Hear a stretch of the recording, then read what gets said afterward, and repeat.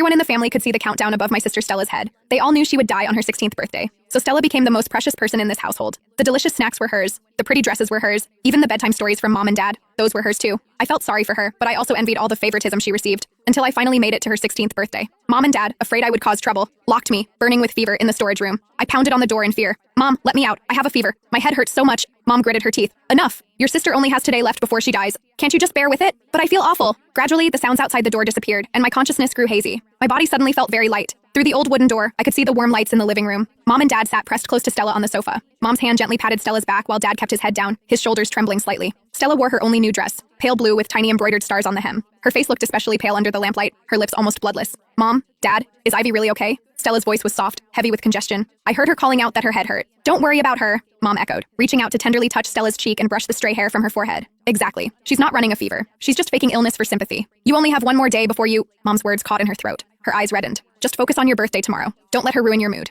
Stella pressed her lips together and said nothing more, but her brow furrowed even tighter. I knew she always felt she owed me something. From the time I could remember, all the family's favoritism piled onto her. I had to watch longingly as she got even a warm bowl of egg custard, let alone new clothes or new toys. But Stella would secretly slip me her snacks, alter the new dresses Mom and Dad gave her to fit me. And whenever Mom and Dad scolded me, she was always the first to shield me. She would always say, Ivy, I'm sorry. It's because of me that you suffer. But Mom and Dad didn't see it that way. Mom sighed, looking at Stella with eyes full of pity. Don't always defend her. That girl has been jealous of you since she was old enough to understand. She can't stand to see you happy. Don't you remember your 14th birthday? Stella's 14th birthday. That was the first time I truly understood the reality that Stella would die. That day, the family bought a cream cake for the first time, with 14 thin candles stuck in it. Mom carefully lit the candles while Dad held up the old camera we'd had for years, wanting to capture one of Stella's few remaining birthdays. I hid behind the door watching the candlelight reflect on Stella's face, watching her close her eyes to make a wish, watching the tears Mom and Dad struggled to hold back. I rushed out. I don't know what I was thinking then. Maybe it was jealousy. Maybe it was my inability to accept that the sister who was always so gentle with me was going to leave. I swept the cake to the floor. Cream smeared everywhere. Candles rolled into corners and quickly went out. I don't want to watch you celebrate her birthday, I shrieked like every annoying bratty child.